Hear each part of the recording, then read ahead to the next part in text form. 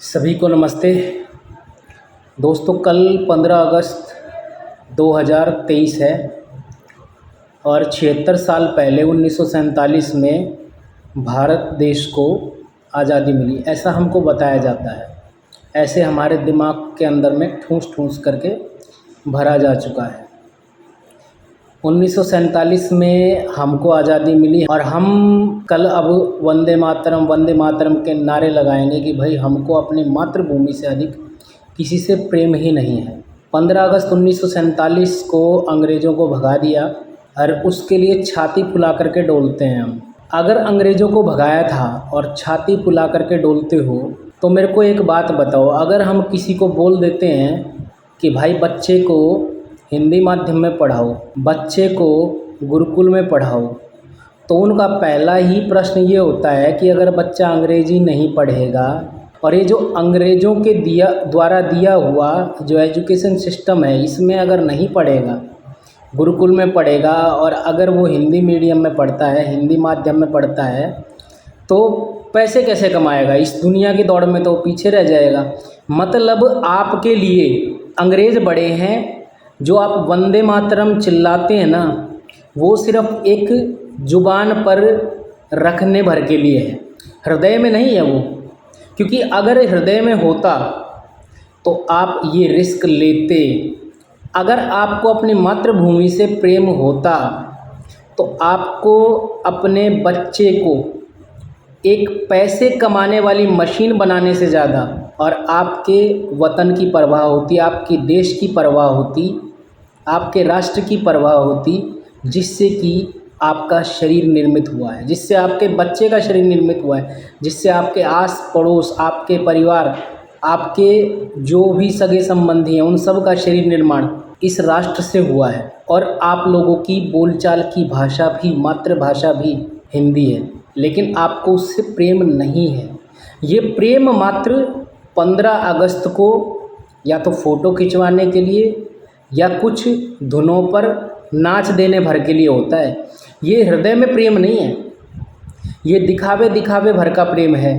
तो इस दिखावे के प्रेम से अब मैं क्या बोलूँ? मैं बोलूँ भी गा कि भाई बाहर निकलिए, तो कौन सा आपने निकल जाना है? आपने तो अपने पहले से ही प्री कंसीव नोशन बना रखे हैं कि भाई हमारे जो बच्चे हैं उनसे हम मॉम बुलवाएंगे, डैड बुलवाएंगे, उनको हिंदी तक के अंदर में गिनती नहीं आती है, अंग्रेज़ी में आती हैं। उनसे पहाड़े पूछ लो ना तो 2 1 से 2 करेंगे। उनसे हिंदी में अगर गिनती पूछ लो तो उनको हिंदी में गिनती नहीं आती हैं। उनको फलों के फूलों के नाम भी अगर आप याद करवाते हो, शरीर के अंगों के नाम भी याद करवाते हो, तो किस में करवाते हो?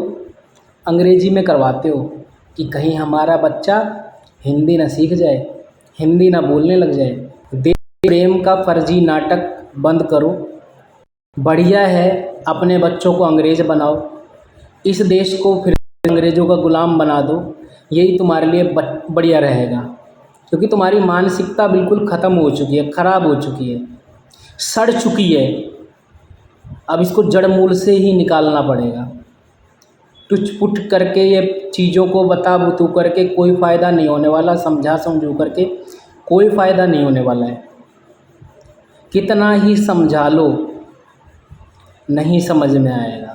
हिंदी की महत्वता आपको पता ही नहीं है, क्योंकि आप अपने बच्चों को स्लेव बनाना चाहते हो, स्लेवरी करवाना चाहते हो, नौकरी करवाना चाहते हो। उनके अंदर में मूल चिंतन का भाव कब आएगा? जब वो जो उनकी मातृभाषा है उसमें चिंतन करेंगे। मैं अगर मातृभाषा में चिंतन करके ये बोलने लग रहा हूँ, ये जो कुछ भी वीडियो रिकॉर्ड कर रहा हूँ ना, कोई भी रुकावट नहीं आ रही है, पूरा फ्लो में चलने लग रहा है। लेकिन वहीं मैं अगर अंग्रेज़ी में बोलने लग जाऊँगा तो मेरे को 50 बार सोचना पड़ेगा। जब मैं 50 बार उस चीज़ को सोचूंगा तो मैं चिंतन कैसे कर पाऊँगा? तो चिंतन कभी भी दूसरी भाषा में होता नहीं है। तो आपको अपने बच्चों को गुलाम बनाना है, ठीक है? मूल चिंतन, मूल वैज्ञानिक चिंतन जिससे कुछ नया उत्पन्न हो, वो आपने अपने बच्चों से करवाना नहीं है। तो आप बस मैं इतना ही कहना चाहता था। मेरा दिल इसी कारण से दुख रहा है कि भाई जो फर्जी जो नाटक चल रहा है ना देश प्रेम का, यार बंद करो, इसको बंद कर दो प्लीज़। मत दिखाओ देशभक्ति। इससे अच्छा है तो ना दिखाओगे ना, तो जो लोग हैं ना जो इस फर्जी देश प्रेम को देख करके और समझ लेते हैं कि मेरा देश जो है ना वास्तव में और देश प्रेमी हो रहा है, राष्ट्र प्रेमी हो रहा है, तो उनके अंदर से ये भाव निकल जाएगा। फिर वो कुछ सॉल्यूशन निकाल लेंगे, कुछ चिंतन मनन कर लेंगे। लेकिन इस तरीके से फर्जी प्रेम दिखाओगे ना तो बेचारे चिंतन मनन नहीं कर पाएंगे। तो यही आपसे एक निवेदन है कि भाई छोड़ दो यार, छोड़ दो ये फर्जी देश प्रेम दिखाना। खूब पढ़ाओ अपने बच्चों को अंग्रेजी, खूब अंग्रेजी माध्यम में पढ़ाओ, हिंदी में उनका मूल चिंतन मत होने दो। उनको अगर सप्ताह के नाम भी याद करवाने हैं तो भी अंग्रेजी में करवाओ, उनको महीनों के नाम भी अंग्रेजी में याद करवाओ, गिनती काउंटिंग जो कुछ करवाना है सब अंग्रेजी में करवाओ।